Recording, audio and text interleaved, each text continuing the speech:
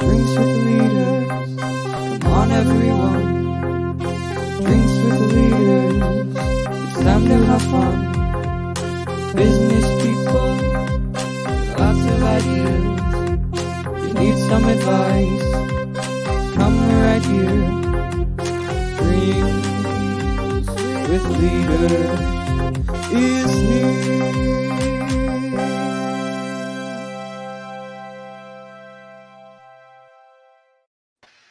Oh my goodness, where is Scott?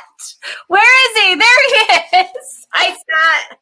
Hey, how are you doing? I'm great. How are you doing? Doing phenomenal. Fall decor. So it's the seasons are changing. Dude, it was literally Labor Day yesterday, and then I go work out at like a ridiculous time in the morning now. And this morning I went out and I had to come back in and get a jacket. What is going on? I went to the pool yesterday. I had a meeting with a company called Light Edge, and I had to go type an email afterwards. My hands were so cold because we were meeting outside. But it took me a while to type the email. Gotta get your gloves. It's that time of year. Well, how have you been? I feel like we really didn't. Usually we talk a lot during the weeks, but we hadn't talked all week. I think it's Labor Day. So, I mean, yeah. So things are rocking and rolling. I'm excited to talk about this little show company here. And right so here. How do you want me to dance right now? Yeah, why don't you wait? Well, first I want everybody to say hello. We're doing a new thing today. We are also going live to Facebook. So this should be really interesting. So be patient with us because we're going live 2 places, both LinkedIn and Facebook today. So we're really excited about this. But let us know that you're watching and let us know where you're watching us from. I'm really excited to see where people are watching us from today. So, all right, you go ahead and dance, and I'm going to get this link to pull up when you're ready. Yeah, so Aaron and I are just amazing, super savvy, host of this amazing show. So we're learning how to do a lot of this on the fly. But one thing that a lot of people don't realize about Bank of Blue Valley is they're one of the top 5 largest banks here in Kansas City. And they actually have over 11 community of banks that are all part of the family through Heartland Financial. So $1.2 billion in assets, and they have a lot of different services, career opportunities, and a lot of amazing things that they're doing in the community that we're going to be sharing in future episodes. They do have 13 open positions that we're going to give a link to in the chat and that we're going to post throughout the show. But if you have any questions about Bank of Blue Valley, they're going to be having a lot of the executives here on the show and talking about a lot of what they're doing. But we're just really excited to be partnering with them and be doing a lot of great things with them here in the community to highlight their brand. Yeah, and you can go back and grab this link, but we'll show it at the end again too, so that you guys can get it because it's a little bit longer. But essentially, you can also reach out to either one of us and we'll give it to you as well. So we're really excited. I'm really excited about this show today too. So, oh, look at this. We've already got somebody watching from Miami. Ooh. So, look at this. Let us know where you're watching from. Oh, we've got someone here on LinkedIn, Jessica Powell. Hello, Jessica and I met at 7 a.m. yesterday to go walking on a holiday. We're seriously dedicated to this new fitness life. And Jaron Thornhill, I actually just got off the phone with him. He's doing some major moves. He's going to be the next headline in Casey, I think, of a next big acquisition. So Ooh. Tell us hi. Let us know. I'm going to be playing the music today, and you are going to be the person that is. Oh, you're doing both? No. Do you want me to? Whatever you want to do. I want you to do the intros. Okay, let me hear that music. Can you hear it? Whoa. Yeah. All righty. Entering the room first, we have Adam Arredondo.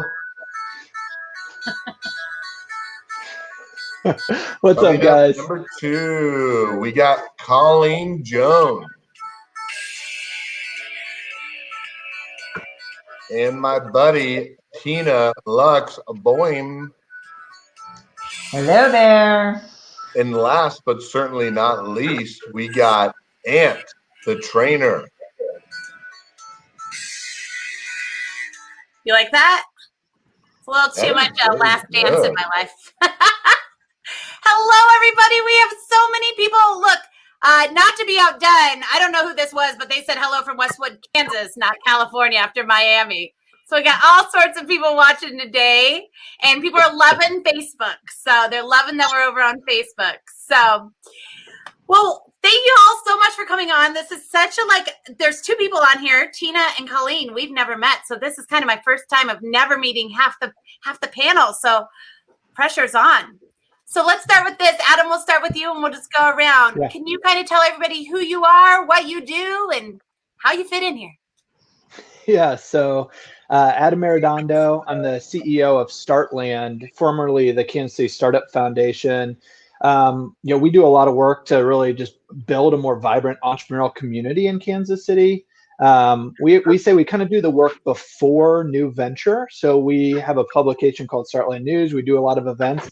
We actually, and so Colleen and I have crossed paths a number of times because we do a lot of work with students to help them be more entrepreneurial themselves. So we have a bunch of events and things that we do there. Got a team of 10 as of today.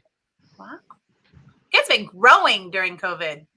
Yeah, came in with 7 and coming out with 10. Or are we coming out? Are we ever coming out? Anyways, we're currently at 10. Virtual school doesn't feel like coming out, right, Colleen? Exactly. We'll go to you. He set you up to go. Okay, well, so my name is Colleen Jones, and I work for the Liberty Public Schools School District in Missouri.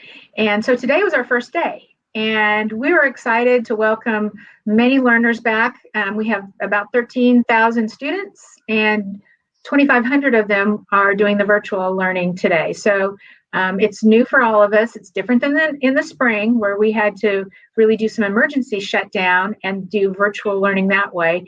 So we're excited about what's going to happen this year. And the reason that I'm on here is because I work with students and help prepare them for the future. So we have a lot of new potential workforce that we're trying to make sure that they're prepared for whatever is next. And we're not really sure what that is. But we try to provide experiences for them in many different ways, and through internships, through shadowing, through a lot of different experiential learning. And that's why I'm here today, is because we want to provide those experiences for a lot of our kids. Liberty is part of a Kauffman grant, which a lot of schools in the Kansas City area are really working on. And we're trying to make sure that every student has a market value asset, which is a step up from a diploma, which is going to help them in their future. So we'll be talking more about that, but I'm not really sure why I'm on here today, because I'm the only educator in this whole business world, but we need you. And I think that's why I'm here. Well, I love that you're on here, but I cannot for the life of me believe you said yes on today, the first day of school, but I more than appreciate it. We're good. We're good. Scott, you asked for today, didn't you? I can't believe it. I literally was lining up the calendar and I was like, oh my gosh, Colleen is amazing. So I think all the working moms and dads with school-age kids, Adam and I have some younger kids and a younger kiddo, and so like it's a lot easier than having school-age children. It's just hard. So Aaron, you're a superstar. I don't know if it's easier. It's just different, right? Each age, I think, comes with its own challenges. So, all right, Miss Tina, who are you and what do you do? So my name is Tina Lux-Boim. I'll give my background's probably more important than my current, because it'll tell you why I'm doing what I'm doing. So I'll just do that very quickly. I am born and raised here in Kansas City. Went to local high school, University of Kansas. Left right after college to take a job, and I landed out of luck. It's a who you are, who you know, where you are, what your timing in the tech industry. So I built a company in South Florida, software as a services company, ran that for 15 years, and then about a year ago divested of it and decided to move back home. So I came back to Kansas City, took a little bit of time off, said, what do I want to do? What do I love in this next phase of life? And what I missed as a CEO, candidly, was really growing people, mentoring them to become entrepreneurial in spirit, building a good culture. You model the culture as a CEO. You don't get a lot of hands-on in building it after a certain point in time. So I kind of took that and ran with it. And over the last 4 months or so have begun building CEO, business leader. So, president, CEO, senior VPs, peer groups. So building a peer group where they come together from non-competing industries, very diverse in nature, young entrepreneurs in their 20s, up to seasoned people in their 60s, men, women, Black, white, Hispanic, all really, really important. If you're going to have a peer group that's worth its salt, you need the varying opinions. And then doing a little bit of consulting here with some companies here in the Kansas City area on the side. Very intentional with leaders that I think later will benefit from the help of their peers and going into some type of a peer group. So that's my story. Amazing. I can't wait to learn more. All right, we're going to try. Ant, can you hear me? I think that he's still having some internet. So speaking of school, he's got 4 on virtual school at home, taking care of 4 of them today on his own. So we're going to ask him to come back in. So, but yes, we'll get back to his introduction. So we'll just skip ahead and then come back in. I want to say, look, we've got people on LinkedIn and on Facebook. People are saying happy first day of school. Lots of hellos here. And some happy Labor Days, and they're very excited to see y'all today. So we've got an awesome audience here. Let us know if you are watching so we can say hello to you and get your questions in, because I could already tell there's going to be a lot of questions. Scott, why don't you ask the next question? So a little bit of some interesting news. I don't know if, Adam, you knew about it a couple of days, but only in the last couple of hours, we heard about the acquisition of Backlot Cars, which is part of the KC Rise Venture Fund. There's lots of venture funds on coast to coast, but KC Rise has really taken a leadership position along with Adam's organization on focusing on Kansas City first and growing homegrown talent. And, a lot of those startups could be for students in the Liberty School District to work at through Colleen or to join Tina's peer group. I mean, you've been involved with KC Rise often and early. So what do you think this news means for Kansas City? And then kind of tell a little bit about how that helps your organization, to give people an idea of what your organization does to help companies in Kansas City. Yeah. So, I mean, this is really big for Kansas City. And I actually shot those founders an email this morning, because I think one of the biggest things, there's 2 sides. There's the economic side, and then there's just the perception side. I think when you have big companies like this exit, the reality is a really small percentage of companies are venture backed, right? Have venture capital, but they're the ones that grow really rapidly, really quickly. And so Backlot Cars is 5 years old and just sold for $425 million. That's crazy.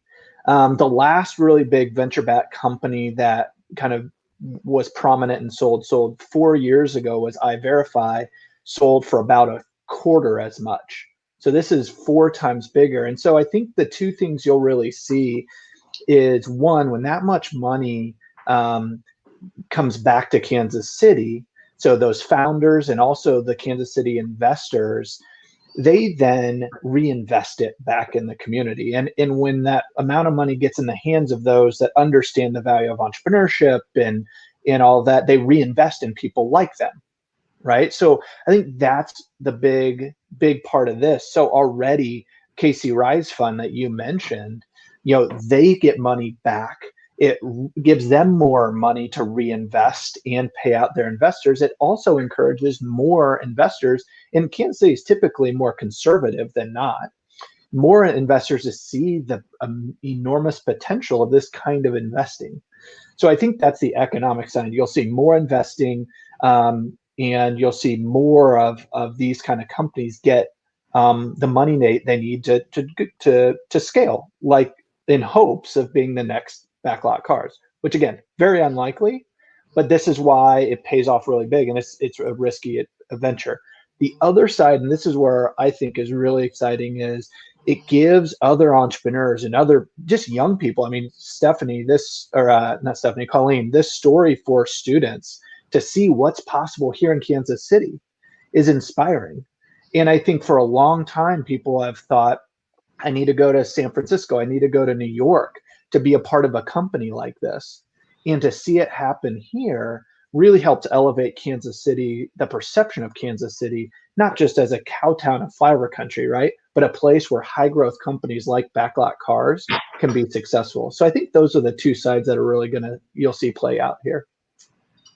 Yeah, that's awesome that we have you on the show today, because I think that's something a lot of people don't realize is the amount of capital that's going to be reinvested in Kansas City is just going to be huge. And Colleen, when we talk a lot about, you said having a marketable asset on top of a degree. I mean, I love that. I mean, what are some of the big leading trends that you're seeing, whether that is construction, software development, manufacturing? What are you seeing that is being really prevalent, that it's taught to your children in your school districts, that's really resonating for them? So we have a couple different things. We have a lot of kids who are really interested in the medicine and healthcare field, and we know that that's going to be a need. We've looked at some of the Mid-America Regional Council data over the next 10 years. That is a huge need, and so we're trying to help promote that as much as possible with some of our medical entities, although it's been challenging now during COVID to be able to have some of that face-to-face time. So what can we do virtually to be able to have a meaningful relationship for those kids from a mentor? But some of the other areas we're seeing: advanced manufacturing, technology, of course, is always a need, and of course in our world, education. And so we have some of those programs that are already running. We have our own educational intern program.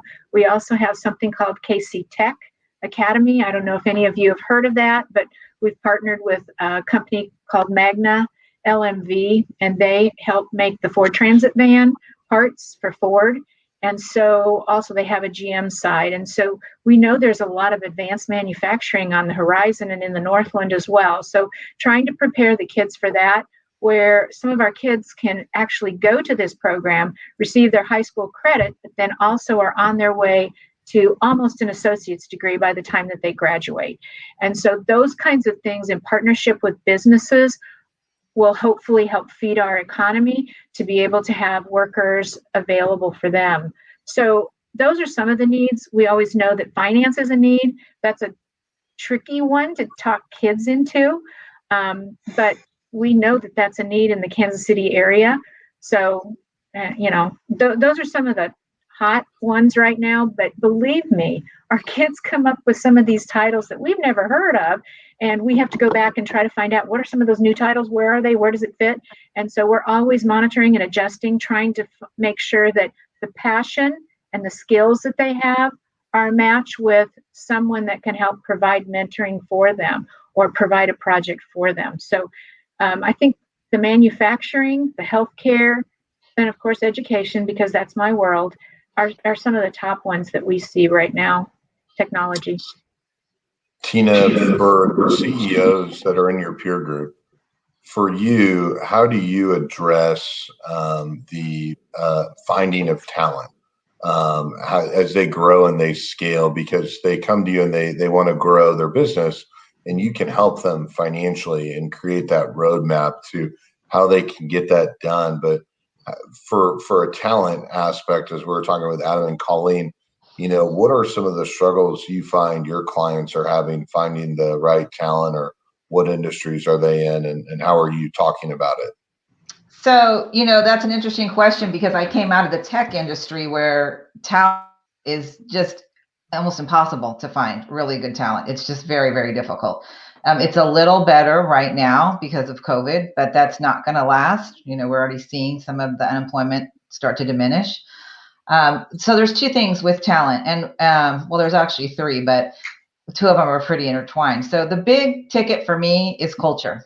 Culture keeps talent, right? So, Richard Branson said you can train employees to be successful, but it's the way you treat them, right? They're going to leave a boss, not a company. So if you want to attract top talent, you really need to have a desirable culture for the employees that you're trying to bring in there. And that certainly today, diversity is a huge factor for young people that are going to bring talent and longevity into your environment, into your culture. So you really need to have policy committees addressing that. You need to understand it. You need to believe it. It can't be just a statement that you've prepared. You need to believe what your policy is and live it and breathe it every day, right? And you need to train your management team. There's no, good managers, they don't just happen. They may get to management by just happening because they have good education or they have a lot of drive, but they don't just happen after that. And they are really primarily responsible for your culture. And as I said earlier, when I said why I did this, it's because I wasn't involved in my culture and I wasn't mentoring people as a CEO. And that's because the next level down, that's the critical component. So you need to have it defined, you need to live it, to breathe it, and then you need to have your management team trained to execute it, but also trained to be a good manager so the talent stays. The second piece of that is in attracting good talent, it's really about telling a story. Attracting talent is no different than anything else you do in selling yourself and selling your product. Do you know your story? Do you know your why? If you, by the way, anybody who hasn't listened to Simon Sinek talk about his why, do so. Because that's what brings the top talent in. They understand what they're doing, why they're doing it, and what it's going to mean to them later. And really important for younger talent, right? It's not just about the salary anymore, although you don't sometimes know that from the interview process. It's not. They really need to know the why. They have to understand it, and you have to understand it to be successful. It's awesome. And so, Ann, with 4 children at home with remote learning, you got a lot going on today. But give the audience an idea of your business and your background and how you got to Kansas City and what's rocking today. And also, I want to say people have been waiting for you. So I'm glad we got this working.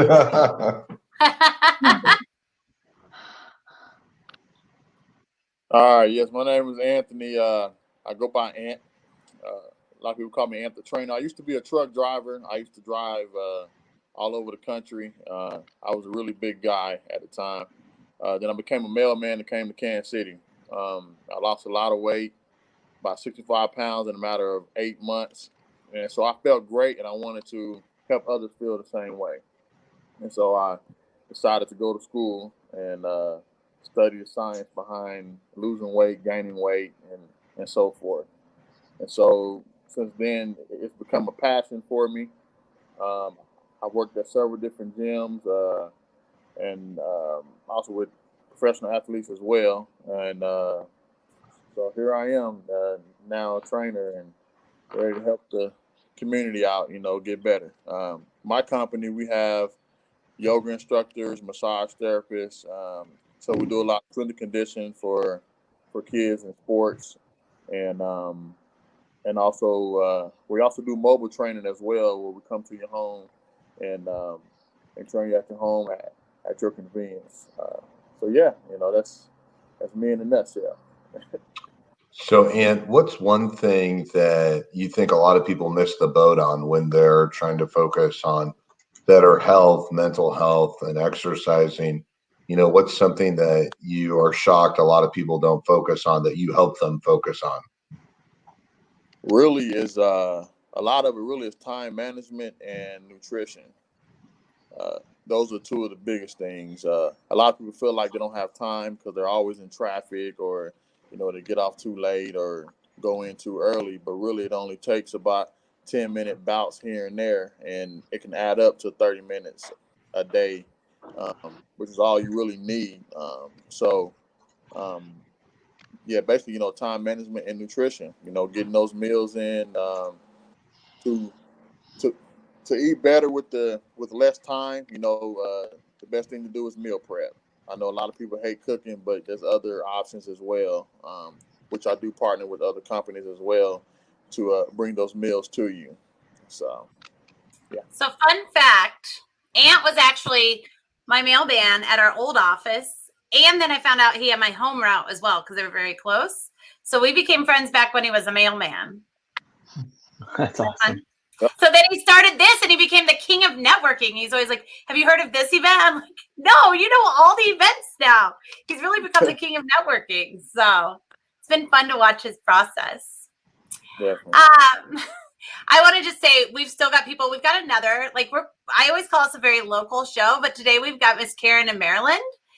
And then we've got a student on here, Colleen, that is actually in your world looking to learn, which I love. And because of this, I want to ask kind of our next question. I want to encourage people to start asking questions so that we can ask whoever you came to see your questions for you. But let's talk about, really how you fell in that area when you decided. Ant talked a little bit about he realized his passion through having another job, right? Like it took having another job. And that was kind of the same story for me. How, Adam, did you kind of fall into wanting to support startups? Like what was that process to get there?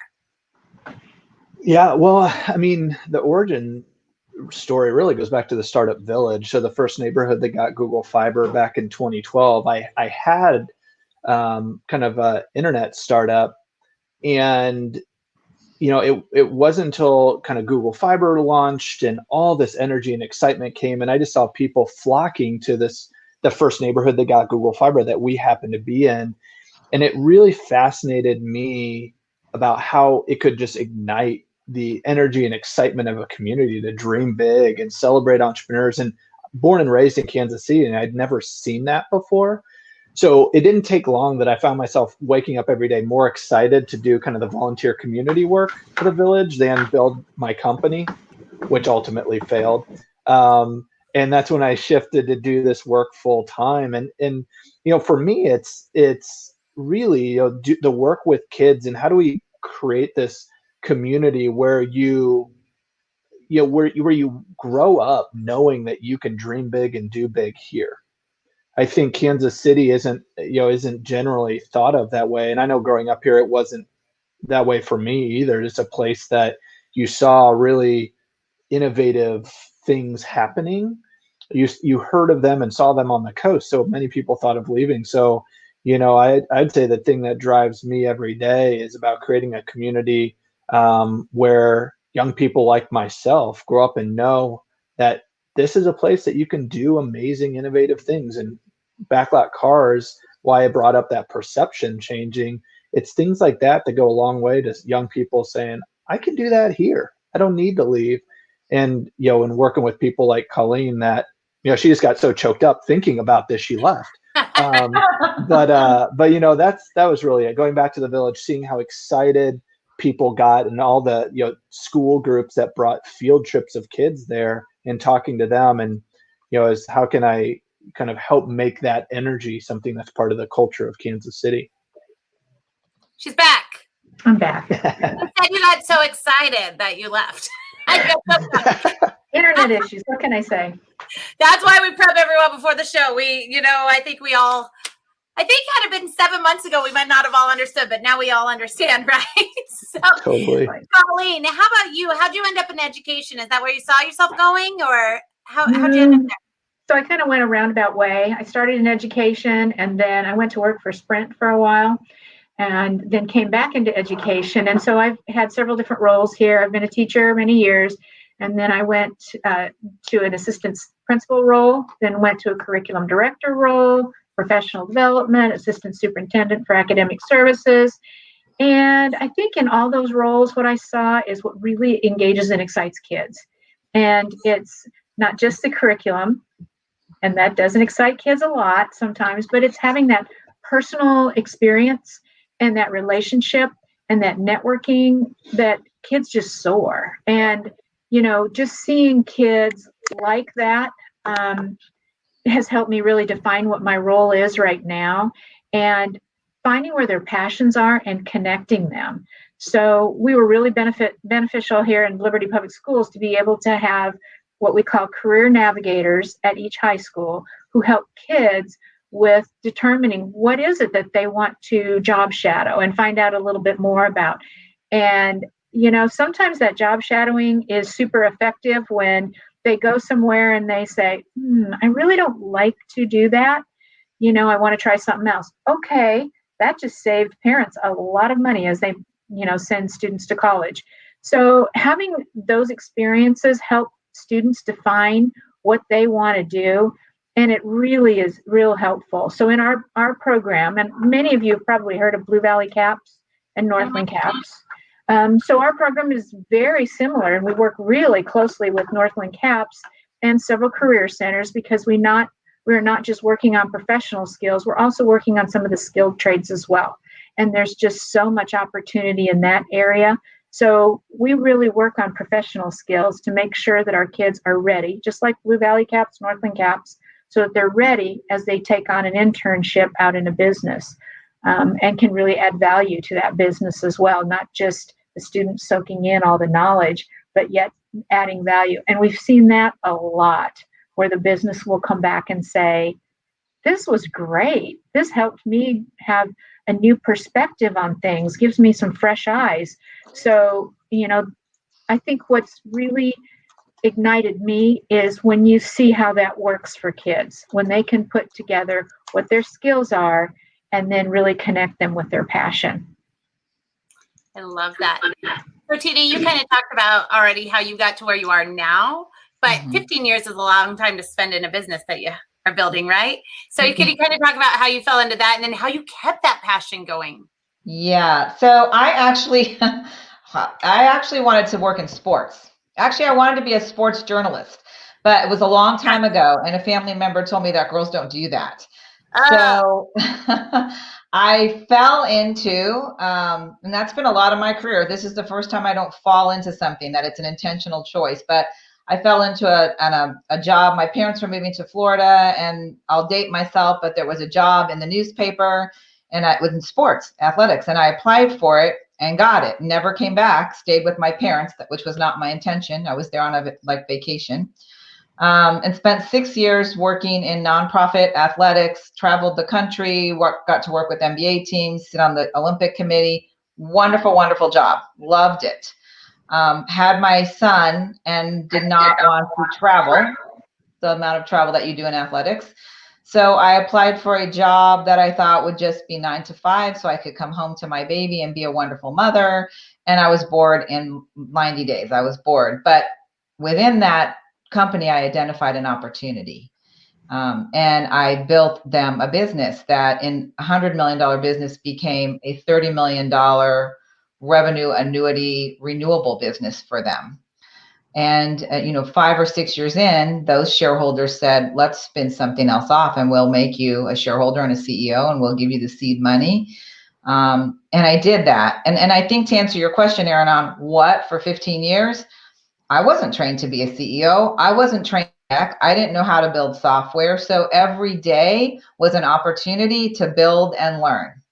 Whether it was learning that I needed to look at the cash every day, or learning how to hire a developer, or how to manage a project, how to network with very large companies. My companies were large companies, IBM, Lenovo, those types of companies, to ultimately, how do you go sell yourself to a big company that really doesn't even hardly know you exist, right? So that is how, and then I was in a peer group. I was in a peer group that kept me really energized. And really led me through all those troubled waters and really awesome opportunities. Scott, you were raising your hand. So before I finish up. So I know where Erin's question was coming from. As for 15 years, you're running a business and there's all these evolutions of business. And, I guess the only evolution is things are constantly changing. For you, I think this is what Erin was going.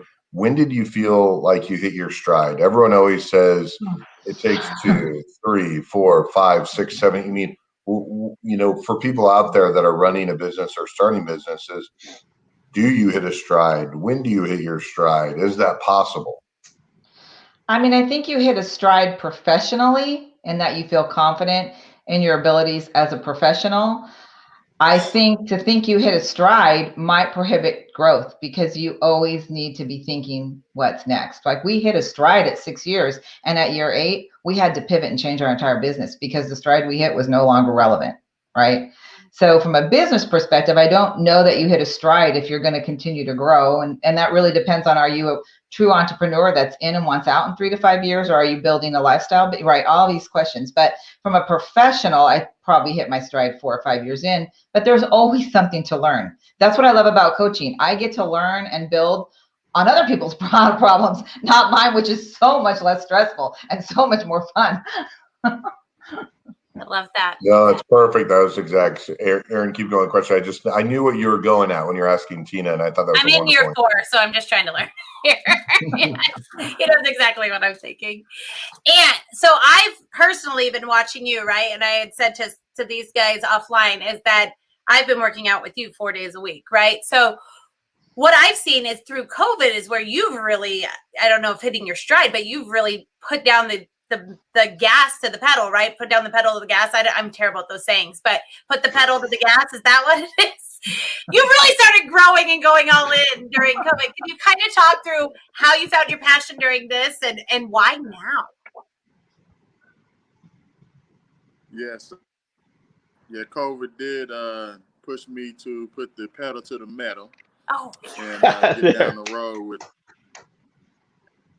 There we go. We found it, and so yeah, it kind of forced me to basically create my own.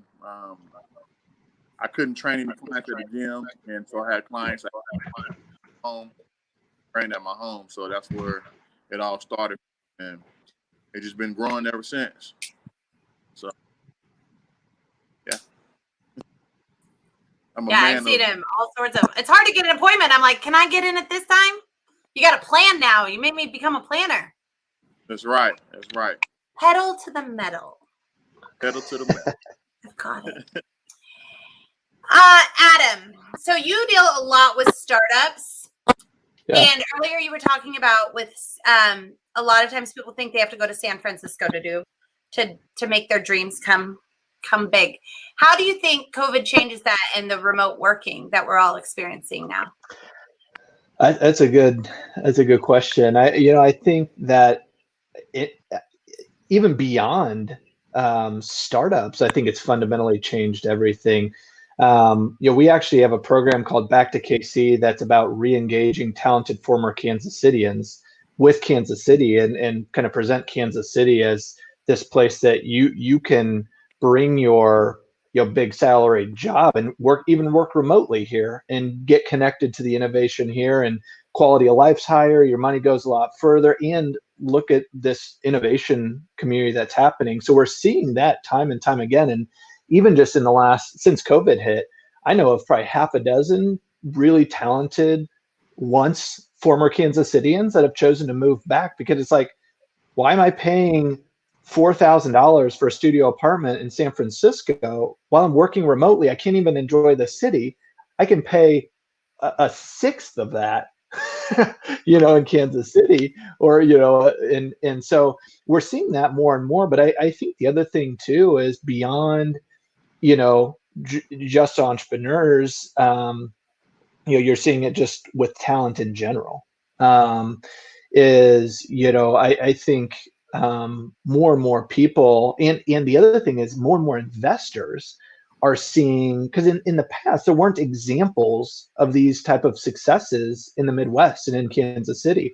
So tying back to the first question, more of these backlot cars or I-Verifies, like I referenced, being here, investors are like, shoot, I can invest $1 million into this company whose overhead cost is half as much or a third as much or a quarter as much. So their money's actually spent on developing the product in the company and not on rent and whatever else you have to, spend in these big cities. So I think it's, COVID is doing a lot to kind of get people to think differently and question where they think they need to have their companies. And I think, again, that coupled with a big story like backlot cars, I think you'll see more and more of that happening in Kansas City, in the coming years. Tina, you just did a big move, right? Was it always the plan to come back to Kansas City? We can't hear you. Sorry, I'm muted, so you wouldn't hear background noise. We were in Boca Raton, Florida, which is pretty pricey. So it was always the plan, but never the time. I didn't really want to raise my son there. I did. He came back here to go to college. I always wanted to come back. But yeah, it was always on the radar. And believe me, where we lived is a beautiful city, but there's something about Kansas City, and it's been really refreshing to come back because it's very different than 27 years ago. A lot more to see in terms of innovation and industry. And I mean, there was no tech then, none. Yeah. So I was going to ask you, when did you get back, and what has that experience kind of before you left and after you left? What's it? Yeah. Good job, Adam. I came back about a year and a half ago. We bought a home here. I just finished the last financials on the company that I was completely winding down about 60 days ago. But we kept a condo there. We have not been back since January because of COVID. But it's been very refreshing. You know, when I left, all this was insurance, really, honestly. This was a lot of insurance and financial planning in Kansas City. I mean, there was a smattering of everything. The healthcare wasn't nearly what the healthcare is here now in terms of the industry. Certainly a lot more tech than I ever thought I would find. And that's who tends to find me in terms of networking, because when you go to look at my profile, that's what you'll find about me. Yeah, it's completely different. It's been great. And everybody's been very welcoming. But you don't come back after 27 years to your high school and college friends and start building a business. So it's, you know, a lot of talking and meeting and reaching out. Well, if you need anyone to check on your condo, I volunteer. Absolutely. I've gotten a lot of those recently. Speaking of Anthony has a question. Yes, Ant. Oh, he's volunteering. Are you volunteering too? Mike is messing up. Yeah, I volunteer. He's volunteering. Put himself back up. Speaking of growing, Colleen, Liberty has boomed over the past few years, right? What has that looked like? What does that look like as far as education? How do you stay on top of making sure everybody is getting what they need, and like as far as the career path, making sure that you guys don't hit capacity? So, you know, I think that everybody's brought up some really good points here, and I think something that we're always looking at is to see how can we really let our kids know how cool Kansas City is. I mean, for them, they grew up here, you know, but what our purpose is, we want to help them network, to have mentors, so that, you know, they get a degree, but they come back and they give to our city. And we know that for economic development, we want to keep growing that workforce. But if they don't have the connections, they might not. And so grow bigger and bigger in school districts all over the place in Kansas City. I mean, a lot of us are experiencing that same type of growth. Is how do we connect with people to have those relational experiences for kids? Because we are happy when they have a good academic profile, but yet we don't want them to go to Boston. You know, we want them to come back and give back to our community. And so I think that's the whole thing, where now education and business are really trying to shake hands with each other, and they're trying to see how can we help each other out, because that helps all of our economic sustainability if we have the employees to be able to help with the business growth. So as we get bigger, we need to continue to reach out, because I think for several years in the past, it's been education is kind of in a silo, not that way anymore. And so we need to make sure that we're making those meaningful connections for our kids and for our teachers and everybody. So I don't know if that answers your question, or if that brings up more to really discuss. Well, it's a perfect segue into Anthony, because Ant is actually a Texas boy who decided to make his home to raise his kids in Kansas City. So could you kind of talk to us about that decision, Ant, and how important it was to raise your family here? Like I said, I was a truck driver at the time, and every time I came home, my kids looked different. And I was like, so I got to do something different. So then I became the mailman, of course. And then, but after being a mailman and meeting a lot of people here in Kansas City, you know, delivering their mail, I realized there was a lot of opportunity as well, even further than fitness. So the opportunity so the fitness world has given me more opportunity to do other things in the city as well, as far as fashion and different things like that, that kind of cross into the fitness world. You know, when you feel good, when you look good, you feel good, and so I'm kind of meshing fatness and fishing together. I'm thinking about eating right now.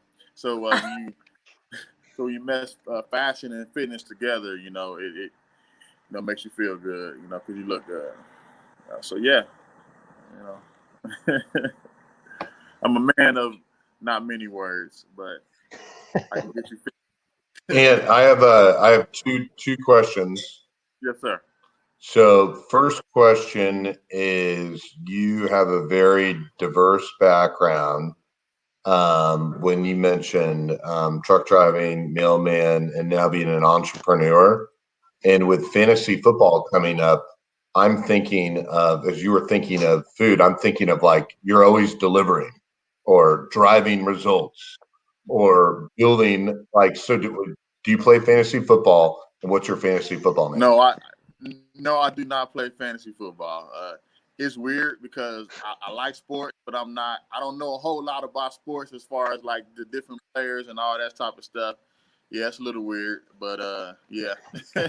You have 4 kids, and so my second question, maybe that answers it with 4 kids, fantasy football. My second question is, what restaurants do you want to give a shout out to as you are thinking about? You mentioned fish, and so I was just thinking, my mind was going the same place you were going. So, what are some restaurants you like in Kansas City? Now I do know a place off of I believe it's Truth's. It's called Wings and Things. It's fresh and really good. So I always end up going over there and getting some food from Wings. Were you paid to say that? No, I wasn't, but it's really good. So, well, there's a connection to this show and that restaurant. So Not that restaurant. Oh, it's not? No. Oh man, yeah, Ezzy's gonna kill me. It's a different Wings Cafe. We'll give them a shout out to. Oh, never mind. Vice President. Yeah, you gotta try Wings Cafe. But listen, we did get this. We got this out of what you were saying. Scott Havens is actually the most fashionista one on here. Is what I'm hearing. I'm not even gonna try anymore. Scott's beating me. I had a tuxedo jersey prior to being on this call, but I've recently been doing polos. So when we've come a long way from we interviewed Mayor Quentin Lucas. I was wearing my tuxedo jersey in my bathroom to be away from all my children, and so this show's come a long way now. Bank of Blue Valley, and we have amazing entrepreneurs like everyone on this show on right now. We were also drinking a lot because that was when it was like lockdown COVID. That's why we called it Drinks with Leaders. And now I quit drinking to work out with Aunt every day. We've come a long way. We're all new people. Okay, speaking of COVID ending one day, let's wrap up with this question. If anyone has last minute question, pop it in here. But I think our views have been going up this whole time. But I think that people are just so into what you guys are saying that or we're asking all great questions. So when you can travel anywhere because COVID is over, where will you go and why, Adam? I mean, the first place that came to mind was Alaska. That place is inspiring to me. I've visited once, and I grew up watching nature shows, and that visiting there is like you're in a nature show the whole time. It's just like our life, especially my work is a lot of tech and fast paced, and Alaska is like the opposite. So I would love to get back to Alaska. How about you, Tina? Well, obviously, I'm going to go back to Florida and get the clothes that I left in the closet in my condo. But let's put that one aside. I would to go to Montana or Wyoming. I just love the open spaces. And for whatever reason, through COVID, there's been a lot. Maybe it's Yellowstone. Maybe it's that I streamed Yellowstone. But I've always had a desire to go there. So that's on the hit list. I feel like those places have gotten really popular during COVID too, right? I feel like they have, but maybe it's just Yellowstone. Well, no, South Dakota, we have this big map where we mark off where we've been. And so I was like, where can we drive to? And I couldn't find a place in South Dakota to stay because they were all booked. So it's all of them. And all of a sudden we're all outdoorsy, including me. And I've never liked the outdoors before. Colleen, where would you go? So we had this wonderful cruise planned for December this year to Hawaii. Through the Hawaiian Islands with our whole entire family, and I have 4 kids. We have 4 kids too, so we're really looking forward to that. So I think I would like to go on a family cruise to Hawaii again once COVID is over, and it's okay to cruise, and you feel safe on the cruise ships. So that might not be like an immediate, We'll see. That's an industry that had it tough this time, huh? Right. Yeah. Right. How about you, Aunt? And are you taking your 4 kids with you as well on your magical vacation? We'll see. We'll see. But since I've been all over the U.S., I've always wanted to go to Hawaii as well, and so that's on the radar, to get there real soon. So. You guys could just go together with your huge family. Let's go. All right. I said that was going to be our last question, but that was too fast. So let's just say our last tip, since we've got students watching, our last tip of our last business, our tip we tell when people are saying, if you could say one thing, what would it be? What would be your best business tip? Adam, we'll just go in the same order. That was actually our question that we ended on last time because we had young people that were watching. So I think that's one huge bonus of this show is it was started on accident during COVID, and now we have a lot of young people wanting to tune in and getting the advice. If you could do it again, what would you do differently as a young person, and what would you look for in business to be successful? So feel free to go a little bit longer on the question in terms of the advice you have for young people.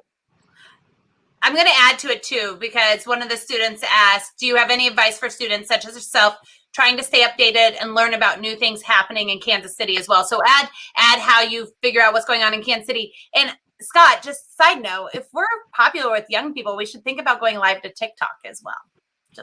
Yeah, it's good thinking. Well, it's a perfect segue into Adam because you should be tuning in to what Adam's doing. So go ahead. Well, I can't wait to subscribe to your TikTok channel. That's going to be the best. And it's funny, Liberty, that is a name I'm beginning to recognize. She is on it. She's participated in a number of different events and is an amazing example. Yeah. So thanks, amazing Adam. example. I'll pay you later.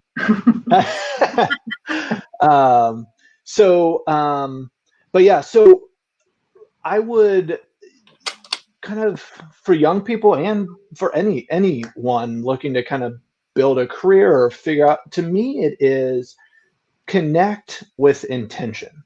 If you see someone and Aaron and Sky, you're some of the, perennial connectors, I feel like that you never know what connection is going to provide value. I always talk about serendipity is the one thing that's gotten me here. I've said yes to random connections so many times. And I would say as a student, if there's someone doing something that's interesting to you or just someone that you admire, reach out to them. As a student, first and foremost, adults will almost always say yes and take the time to meet with you. Almost always. As soon as you're not a student, it's a little different. Take advantage of being a student.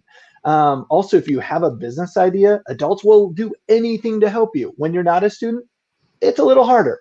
So take advantage of being a student. So always do that. I would say the biggest pivotal moments in my career have been things that I didn't predict or plan. It was, the first person that funded kind of this startup work, the community work I'm doing, was a random connection. And Tina, it was an insurance person. And so I would just say, connect with intention. If there's someone on anyone on this panel, if you're listening, is interesting to you, reach out to us. We will take the time to connect. We will connect you with others. That is, always my recommendation is just take the time with intention to connect with people that you think are interesting, and just follow the rabbit down the hole and see where it takes you. Love that. How about you, Tina?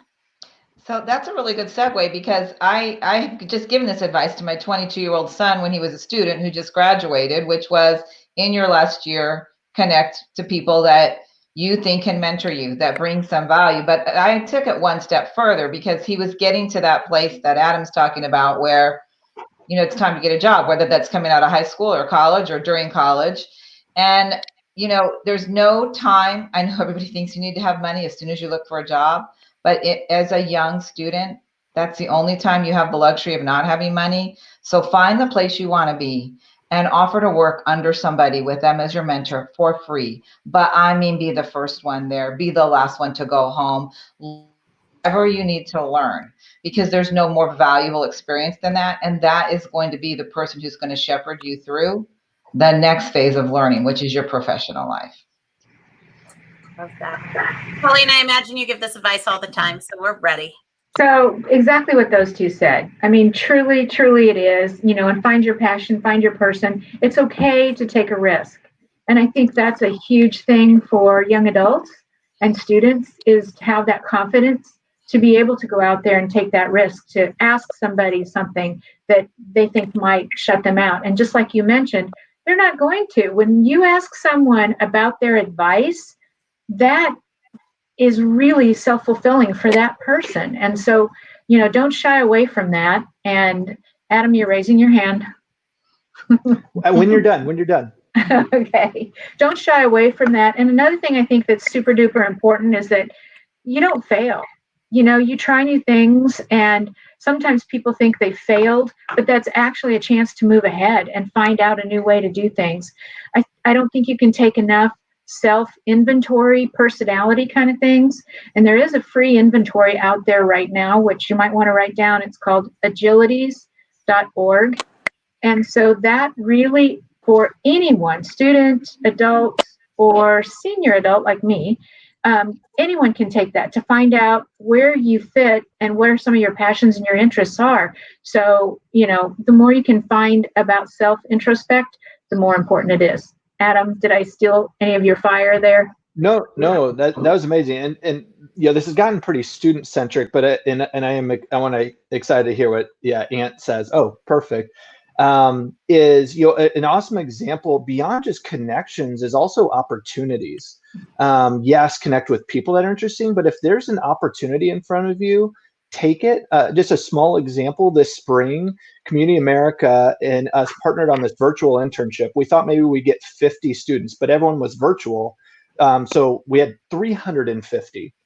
We ended up doing a pitch competition that gave away $26,000 to these students because these students took a chance, and Kaufman thought it was amazing and ended up putting in all this prize money. So I think it's, when you put yourself out there and take a chance, even though it's scary, and a lot of school doesn't reward you for taking chances, that's when the best opportunities come. So I just wanted to reinforce that. And again, I didn't realize we talk about students this much, but you just have such an amazing opportunity, like Tina said, and I'm sure Ant has some awesome advice for young people too, but just take chances with who you connect to and which opportunities you take advantage of. And one more thing, the agility survey is free, by the way. Awesome. And here it is right here. I was going to say, and what I think is awesome about ending this question with Ant is that Ant isn't a student, and he's a lot younger than me, but he's not a super young guy, right? And he just changed career paths and is kind of living all of this right now too. So I'm really excited to hear your advice on connecting and finding your way, Ant. Well, one thing I during this journey is don't force anything. Let the chips fall where they may. If it feels like you're forcing it, don't keep doing it, because then you're going to end up wasting your time. And you don't want to waste your time, but you do want to, move with a purpose. And so don't force anything. Take your time and do it right. And like they all said, make those connections, network. You never know who you're going to talk to. Like I said, I talk to everybody. I talk to people in Walmart, wherever I'm at. And I've met a lot of people that way. And I've done business that way, actually, by really just telling somebody their shoes look nice. And then next thing you know, we have a whole conversation about business. So, yes. Well, that is awesome advice. Thank you all so much for coming on. I really appreciate. To Adam's point, I think actually a few of you guys said everyone on this call would love to connect with you on LinkedIn. And Facebook, head over to LinkedIn to find them, because that's where we're going to tag everybody.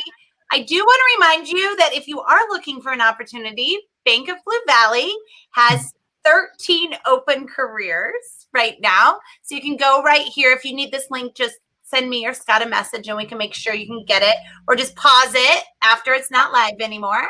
Write it down, all sorts of fun things. But thank you all so much for coming on. We truly appreciate it.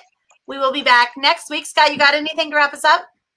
No, I think it's an amazing panel where the classic rising tides raise all ships, and I think everyone here is the type of leader that's helping others, and we know it all comes back. So I'm just very humbled that everyone was able to join us.